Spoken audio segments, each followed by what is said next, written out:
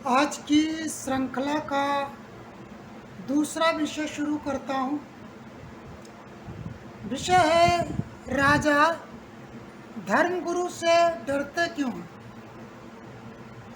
धर्मगुरु का धर्म क्या है और इन विषयों पर चर्चा करते हैं, क्योंकि जिस दिन धर्मगुरु धर्म का पालन कर लेंगे या करने लगेंगे, उस दिन राजा हो, लोकतांत्रिक राजा हो या राजतांत्रिक राजा हो, डरना ही पड़ता है। और राजा इसीलिए सदियों से हमेशा ऐसा होता रहा कि राजा धर्मगुरुओं से डरते रहे। डरने का कारण यह है कि अगर मनुष्य जाति को वास्तव में धर्म समझा दिया जाए तो राजा राजा नहीं रह जाएगा। ये जो कुछ चीज़ें कही जाती हैं जिन्हें धर्म कह दिया जाता है, दया, धर्म, करुणा, दान, ये कोई भी धर्म नहीं है। धर्म है मनुष्यता, समानता। जब समानता की बात शुरू हो जाती है तो फिर कोई राजा नहीं रह जाएगा। और राजा को राजा बने रहने के लिए आवश्यक है कि समानता की नहीं, असमानता की बात की जाए। इसलिए जितने धर्मगुरु हैं वो कभी धर्म की बात करते ही नहीं, समानता की बात करते नहीं। भारतीय परिवेश में जिसे तथाकथित हिंदू धर्म कहा जाता है, उसने तो कभी धर्म की बात की ही नहीं, उसने हमेशा असमानता की बात की। कुछ संत भारतीय परिवेश में हुए, नानक हुए, रविदास हुए, कबीर हुए, जिन्होंने समानता की बातें की। बुद्ध ने भी कुछ समानता की बातें की, लेकिन बुद्ध का मार्ग थोड़ा सा मुक्ति का मार्ग था, और मुक्ति के मार्ग पर चलने के लिए उन्हें राजकीय सहयोग की आवश्यकता थी। इसलिए उन्होंने कुछ चीज़ें जो बनाई, दया, धर्म, करुणा, दान, मैत्री आदि, ये इसलिए थी कि व्यक्तियों को बिना कुछ श्रम किए ध्यान के मार्ग पर कुछ लंबे समय तक रखा जा सके, ताकि वो ईश्वर का दर्शन कर सके। परंतु बाद के लोगों ने इसको एक व्यवसाय बना लिया, और व्यवसाय बनाने के का लाभ आगे के राजाओं ने लिया। उन्होंने जो दया, धर्म, करुणा, मैत्री, दान, इनको प्रमुखता दे दी। इसी बात को जो शैव पंथ, वैष्णव पंथ आदि के लोगों ने भी इसको प्रमुखता दी। और प्रमुखता देने का कारण ये है, राजा को अपना द्वारा दिए गए दान को कैश करने का, वापस पाने का, प्रतिफल लेने का एक अधिकार सा मिल गया। इसलिए जितने धार्मिक गुरु रहे, उन्होंने धर्म का अनुपालन किया ही नहीं, अधर्म का अनुपालन किया। और अधर्म के अनुपालन में कभी उन्होंने मनुष्य के बीच समानता की बात नहीं की। हम इसी बात को आगे बढ़ा रहे हैं। कुछ शब्दों को कानूनी शब्द हैं, मैं अधिवक्ता भी हूँ, इसलिए उन कानूनी शब्दों की कुछ बातें बता दूँ। एक है कानून व्यवस्था, शब्द से एक साथ यूज होता है। कानून व्यवस्था अर्थात कानून की व्यवस्था, यानी कानून की व्यवस्था करना किसका काम है। आज के परिवेश में यदि देखा जाए तो कानून की व्यवस्था करना हमारी विधायिका और संसद का काम है। कानून की व्यवस्था, वो कानून बनाती है, उनका इतना ही काम है। इसके बाद आती है न्याय व्यवस्था। तो न्याय व्यवस्था किसका काम है। न्याय व्यवस्था का काम न्यायपालिका का है। न्यायपालिका न्याय की व्यवस्था करती है, उसका पूरा शासन प्रशासन न्यायपालिका के माध्यम से होगा, न्यायपालिका करेगी। कानून व्यवस्था विधायिका और संसद बनाएगी, उसके अतिरिक्त कोई नहीं बना सकता। इसके बाद आता है प्रशासनिक व्यवस्था, अर्थात प्रशासन की व्यवस्था। तो जो हमारा तीसरा स्तंभ कहा जाता है मंत्रिपरिषद। मंत्रिपरिषद का काम है प्रशासन के लिए मार्ग सुलभ करना।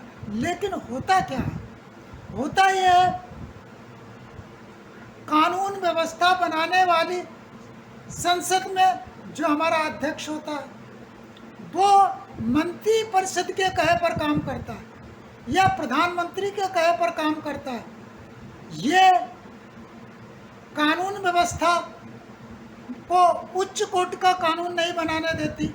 जैसा कि हमने देखा है कि संसद के अंदर लेबर कानून और किसानों के कानून बिना किसी चर्चा के विपक्ष को सदन से बाहर निकालकर पास किए गए, इसलिए ये काम सही ढंग से नहीं हुआ। और अन्य तमाम कानून हैं जो इस तरह से मनमाने ढंग से पास हो रहे हैं। ये सब देखना किसका काम है? भारत के राज्य क्षेत्र में कोई भी स्थान हो जहाँ पर अन्याय होता है, उसको चेक करने का काम न्यायपालिका का है, सर्वोच्च न्यायालय का है, हाई कोर्ट का है, लोअर कोर्ट का है, ट्रिब्यूनल्स का है। जो न्यायपालिका की सहायक इकाइयां हैं उनका है। अगर ये न्यायपालिका की सहायक निकायों पर नियंत्रण भी न्यायपालिका का होगा, ट्रिब्यूनल पर सरकार नहीं कर सकती। कमीशन जो है, जो ऐसे कमीशन सदाबहार कमीशन है, स्थायी कमीशन हैं, उन और कभी कभी न्यायपालिका अस्थायी कमीशन भी नियुक्त करती, उन पर पूरी तरह से नियंत्रण न्यायपालिका को होगा। यानी पूर्ण न्यायिक संस्थाएं या अर्ध न्यायिक संस्थाएं, उनका शासन और प्रशासन की पूरी नीति और रणनीति न्यायपालिका का विषय है। न्यायपालिका इसको संसद या मंत्रिपरिषद पर नहीं डाल सकती। अगर न्यायपालिका ऐसा करती है तो वह अपने दायित्वों का निर्वहन नहीं कर रही है। इसी प्रकार प्रशासनिक व्यवस्था, जन कल्याण की जितनी योजनाएं हैं, क्योंकि चुने हुए लोकतंत्र में तो सरकार चुनी ही जाती है डायरेक्टिव प्रिंसिपल का इम्प्लीमेंट कराने के लिए।